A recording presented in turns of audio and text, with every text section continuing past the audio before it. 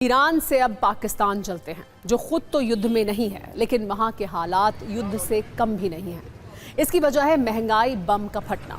जैसे जैसे युद्ध का हफ्ता बीत रहा है, पाकिस्तान में महंगाई बम के धमाके बढ़ते जा रहे हैं, जिसके बाद अब पेट्रोल और डीजल की कीमतों में लगी आग की ऊंची ऊंची लपटें भी देखी जा सकती हैं। ताज़ा स्थिति यह है कि पाकिस्तान सरकार ने पेट्रोल, डीजल और कैरोसिन के दाम में आग लगा दी है, यानी दाम बढ़ा दिए हैं और एक ही बार में इतना महंगा कर दिया गया है कि 500 रुपए खर्च करके भी लोग वहां 1 लीटर डीजल नहीं खरीद पा रहे हैं। पाकिस्तान में पेट्रोल की कीमत में 137 रुपए का इजाफा हुआ है और अब 1 लीटर पेट्रोल 458 रुपए में मिल रहा है। डीजल की कीमत में 184 रुपए प्रति लीटर का इजाफा हुआ है, ये 520 रुपए प्रति लीटर मिल रहा है। कैरोसिन की कीमत में 34 रुपए का इजाफा हुआ है, 457 रुपए में 1 लीटर कैरोसिन मिल रहा है। तेल की कीमतें तो बढ़ ही रही हैं, समस्या ये भी है कि पेट्रोल डीजल की कमी है। पेट्रोल पंपों पर लंबी लाइनें हैं, लोगों को पेट्रोल बड़ी मुश्किल से मिल पा रहा है। आपको बता दें कि पाकिस्तान में एक मजदूर की दिहाड़ी 1300 रुपए प्रतिदिन है और अगर वो 2.5 लीटर कैरोसिन खरीद ले तो उसकी पूरे दिन की मजदूरी ही खत्म हो जाएगी। यानी पाकिस्तान में आम लोगों की समस्या काफ़ी ज़्यादा बढ़ गई है। पेट्रोल डीजल की कीमतें बढ़ने से महंगाई भी बढ़ रही है, खाने पीने का सामान महंगा हो रहा है। महंगाई से परेशान लोगों का ये कहना है कि जंग दूसरे देश में हो रही है लेकिन महंगाई पाकिस्तान में बढ़ रही है। ऐसा क्यों? वहां के लोगों को एक बार सुनिए, वो कितने परेशान हैं। तो पाकिस्तान के लोग काफ़ी परेशान हैं और अब तो पाकिस्तान की फौज परस्त मीडिया में भी महंगाई की चर्चा हो रही है। सवाल यह है कि पाकिस्तान में महंगाई इतनी तेजी से क्यों बढ़ रही है। इसकी 5 बड़ी वजहें हैं।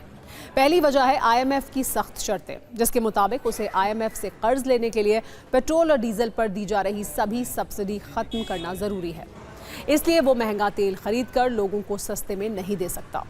नहीं कर्ज मिलेगा तो पाकिस्तान के लोगों का जीवन कैसे चलेगा। दूसरी बड़ी वजह है पाकिस्तानी रुपए में तेजी से हो रही गिरावट। पाकिस्तान में $1 की कीमत 278 रुपए है। ये स्थिति तब है जब पाकिस्तानी रुपया मजबूत हुआ है, पहले तो ये 300 पाकिस्तानी रुपए के पार था। ग्लोबल मार्केट में कच्चे तेल के दाम में तेजी से बढ़ोतरी का सीधा असर पाकिस्तान पर पड़ा है। पाकिस्तान के पास विदेशी मुद्रा की कमी है, बैंकों के पास डॉलर नहीं होने के कारण तेल आयात करने वाले जहाज़ों को क्लियर करने में देरी हो रही है, जिससे देश में किल्लत और ब्लैक मार्केटिंग बढ़ गई है। सरकार अपने राजस्व को बढ़ाने के लिए पेट्रोल और डीजल पर भारी टैक्स वसूल कर रही है, इससे भी दाम बढ़ रहे हैं। वैसे पाकिस्तान के लिए बुरी खबर यह भी है कि अगर युद्ध थोड़े दिन और चला तो पेट्रोल की कीमतें 600 रुपए के पार हो सकती हैं, जिससे वहां महंगाई का एक नया रिकॉर्ड बन सकता है। पाकिस्तान तो तेल की कमी से परेशान है ही। पाकिस्तान और चीन की शह पर भारत से रिश्ते खराब करने वाले देश मालदीव और बांग्लादेश में भी तेल के टैंकर खाली हो चुके हैं और संकट बढ़ता जा रहा है।